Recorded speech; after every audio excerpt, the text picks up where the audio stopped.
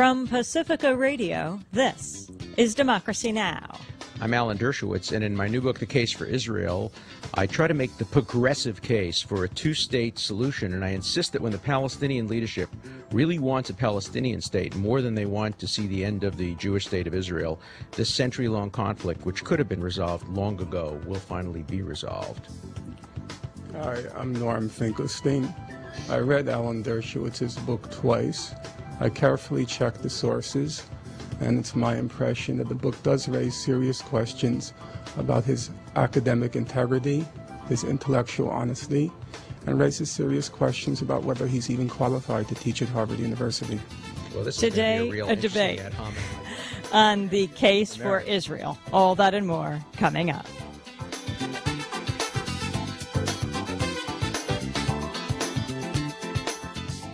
Welcome to Democracy Now!, the War and Peace Report. I'm Amy Goodman. President Bush returned to the United Nations yesterday for the first time since the U.S. invaded Iraq without UN backing. This time he called for international assistance in the reconstruction of Iraq and to defend Washington's Iraq policy.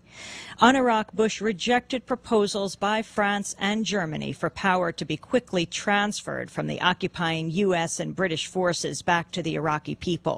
Bush said the transfer must be, quote, neither hurried nor delayed. Bush also defended the invasion, saying Iraq's former dictator will never again use weapons of mass destruction. A Washington Post analysis found Bush's address left many unanswered questions, including how quickly would the United States grant sovereignty to the Iraqis? Would the administration grant any decision-making role to the United Nations?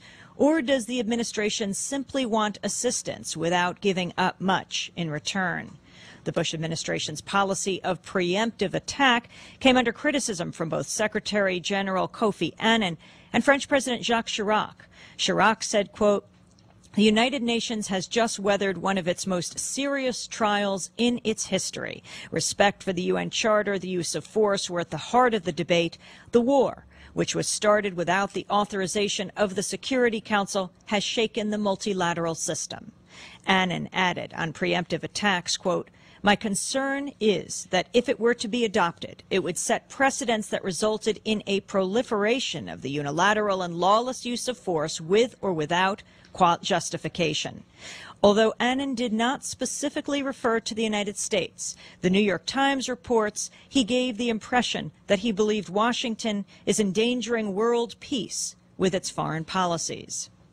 The Washington Post reported Annan and Chirac's addresses received enthusiastic reaction, while Bush received tepid, almost perfunctory applause for his presentation. A lead editorial in the Washington Post was headlined, A Failed Speech. Slate.com headlined their coverage, Bush to the World, Drop Dead. Analysts predict support from the international community will be far less than Washington hoped. One diplomat told the New York Times, quote, the situation in Iraq is getting more difficult every day, and so is the atmosphere at the United Nations. A federal appeals court yesterday ruled California's recall vote can go ahead as originally planned on October 7th, reversing another court order that would have delayed the election until March. The American Civil Liberties Union, which called for the delay because some voting districts will still be using faulty voting machines, announced it would not appeal yesterday's decision. The court unanimously ruled that federal courts, quote, cannot lightly interfere with state elections. In addition, the court noted that hundreds of thousands of Californians had already voted by absentee ballot. Meanwhile, Republican legislator Darrell Issa, who bankrolled the recall, said he would urge Californians to vote to keep Governor Gray Davis in office if both Republican frontrunner State Senator Tom McClintock and Arnold Schwarzenegger remain in the race. Issa said the two Republicans would split the GOP vote and give the election to Democrat Cruz Bustamante, who Issa described as worse than Davis. For the second time this month, the U.S. military has arrested one of its own at Guantanamo Bay in Cuba, where it's holding over 600 detainees captured in Afghanistan and elsewhere. The Pentagon announced yesterday senior Air Force Airman Ahmad al-Halabi faces 32 criminal charges related to spying. Although al-Halabi, who worked as a translator, is being charged with giving classified information from the prison to Syria. On September 10th, Army Chaplain James Yee was arrested, but charges have not yet been filed. Iraq's U.S.-appointed governing council yesterday banned the Arab satellite television stations Al Jazeera and Al Arabiya from covering the council's news conferences and entering government ministries for 2 weeks. The council said the stations had committed irresponsible activities that threaten the country's, quote, democracy and stability. In other Iraq news, 2 commuter buses in Iraq were bombed today, killing a 17-year-old and injuring at least 12. CNN reports the bombs were intended for U.S. military vehicles. Meanwhile, the Associated Press is protesting the treatment of one of its photographers in Iraq after U.S. soldiers detained the journalist and his driver for 3 hours in 110-degree heat. They were handcuffed and denied water and use of a telephone. In other news, award-winning Los Angeles Times foreign correspondent Mark Feynman died Monday at the age of 51 after suffering a heart attack yesterday in Baghdad, where he was working.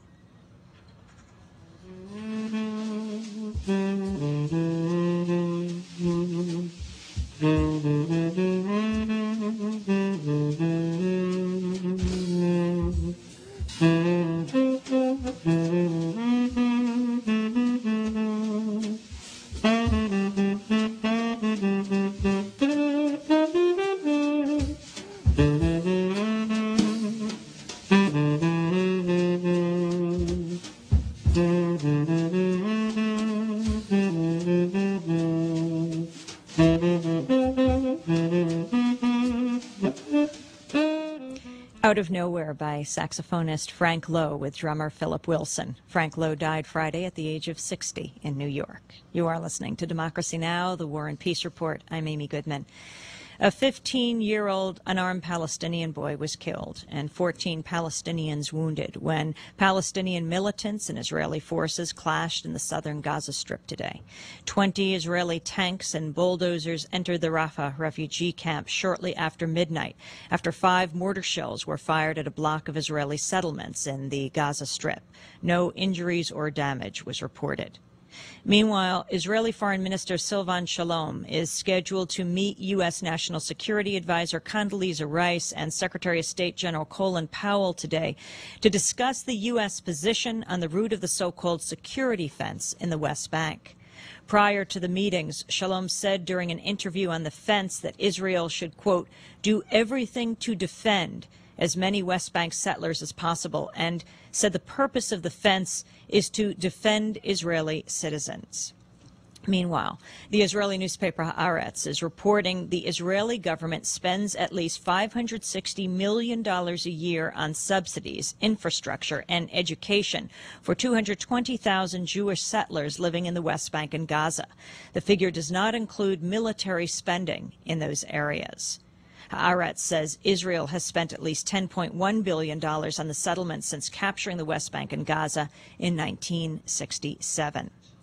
Successive Israeli governments have refused to disclose how much they spend on settlements. Haaretz says it compiled the figure after 3 months of research, including interviews with dozens of government officials and experts. And yesterday, President Bush told the 58th session of the United Nations General Assembly, quote, the Palestinian cause is betrayed by leaders who cling to power by feeding old hatreds and destroying the good work of others.